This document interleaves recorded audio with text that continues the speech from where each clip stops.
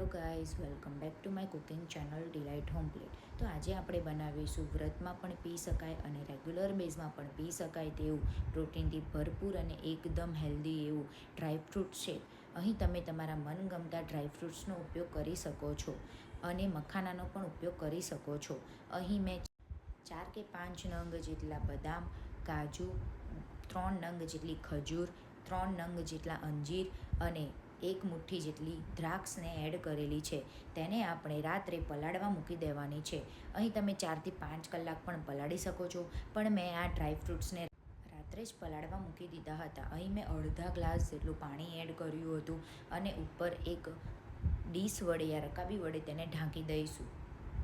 તો તમે જોઈ શકો છો એ પ્રમાણે આપણે આ ડ્રાયફ્રૂટ્સને પલાળી દીધેલા છે અને એને 5થી 6 કલાક કાં તો 4થી 5 કલાક પલાળી શકો છો.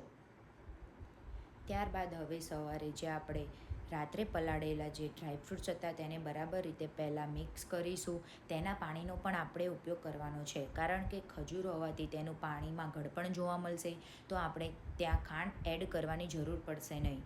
તો હવે આપણે તેના અંદર 2 કપ જેટલું દૂધ એડ કરવાનું છે અને જે આપણે ગળપણવાળું જે પાણી હતું, જે રાત્રે આપણે પલાળેલું હતું, તે એડ કરવાનું છે. હવે અહીં મેં તેને બરાબર રીતે આપણે ગ્રાઇન્ડ કરી લઈશું.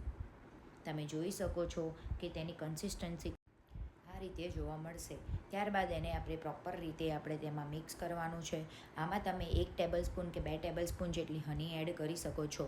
અહીં મેં કોઈ ખાંડ કે હની એડ કરેલી નથી, પણ જો તમારે એડ કરવું હોય, ગળપણ વધારે જોઈતું હોય, તો તમે અહીં હનીનો ઉપયોગ કરી શકો છો. હવે વધેલા દૂધને મેં એડ કરીને બરાબર રીતે તેને મિક્સ કરેલું છે.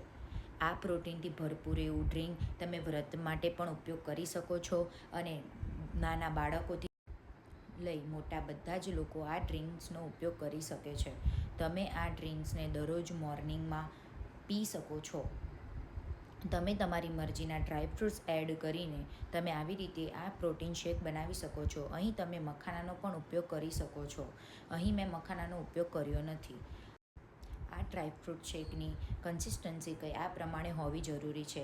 જો અંદર બરાબર રીતે મિક્સ નહીં થાય તો બાળકોને પીવામાં મજા નહીં આવશે, અને જો લિક્વિડી હશે તો બાળકો ફટાફટ રીતે પી જશે. તો આવી જ અવનવી રેસીપી જોવા માટે તમે અમારી ચેનલને સબસ્ક્રાઈબ કરો, લાઈક કરો અને શેર કરો. Thank you.